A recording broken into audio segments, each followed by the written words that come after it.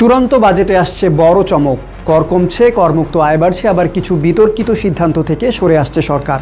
তাহলে সাধারণ মানুষ, ব্যবসায়ী আর শিক্ষা প্রতিষ্ঠানের জন্য কি পরিবর্তন আসছে চলুন জেনে নেওয়া যাক। 2026-27 অর্থ বছরে চূড়ান্ত বাজেটে শর্ত সাপেক্ষে আগামী 5 অর্থ বছরের জন্য কর্পোরেট কর 2.5% পর্যন্ত কমানো হতে পারে। জাতীয় রাজস্ব বোর্ড বা এনবিআর মনে করছে এতে বিনিয়োগ বাড়বে, বিদেশি বিনিয়োগ আকৃষ্ট হবে, শিল্প উৎপাদন ও কর্মসংস্থান বৃদ্ধি পাবে। একই সঙ্গে কর জিডিপির অনুপাতও উন্নত হতে পারে। বর্তমানে করমুক্ত আয়সীমা 3,75,000 টাকা। চূড়ান্ত বাজেটে এটি বাড়িয়ে 4 লাখ টাকা করার পরিকল্পনা হয়েছে।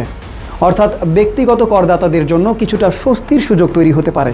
এদিকে স্বর্ণ বিক্রি করে গেইন ট্যাক্সেও বড় পরিবর্তনের আভাস মিলেছে। প্রস্তাবিত বাজেটে যেখানে 15% করের কথা বলা হয়েছিল, সেখানে চূড়ান্ত বাজেটে তা কমিয়ে 5% হতে পারে। লোডশেডিং কিংবা ঘরের বাইরের তীব্র গরমে ওয়ালটন রিচার্জেবল ফ্যান থাকলে থাকবে শুধু বাতাস আর বাতাস। এনবিআর এর মতে কর ফাইলে অঘোষিত সম্পদ স্বর্ণ হিসেবে দেখানোর প্রবণতা কমাতে এই উদ্যোগ নেওয়া হচ্ছে। অন্যদিকে ব্যাংকে হিসাব খুলতে ইটিন ব্যবহারে বাধ্যতামূলক করার যে প্রস্তাব ছিল, সেখান থেকেও সরে আসতে পারে সরকার। যদিও শিক্ষার্থী বা বিশেষ কিছু শ্রেণীর হিসাবধারীদের জন্য এই নিয়মে ছাড় দেওয়া হতে পারে। এছাড়া খুচরা ব্যবসায়ীদের ওপর ভ্যাট আরোপের সিদ্ধান্তেও পরিবর্তনের ইঙ্গিত মিলেছে। ঠিক এখানেই শুরু হয়েছে আরেকটি গুরুত্বপূর্ণ আলোচনা।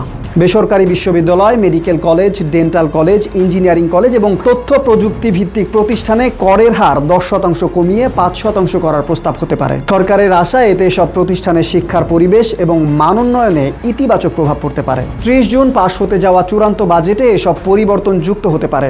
এখন দেখার বিষয় প্রস্তাবিত বাজেটে এই কর ছাড় নতুন সিদ্ধান্ত শেষ পর্যন্ত কতটা কার্যকর হয় এবং সেগুলো দেশের অর্থনীতি, বিনিয়োগ এবং সাধারণ মানুষের জীবনে কী ধরনের প্রভাব ফেলে।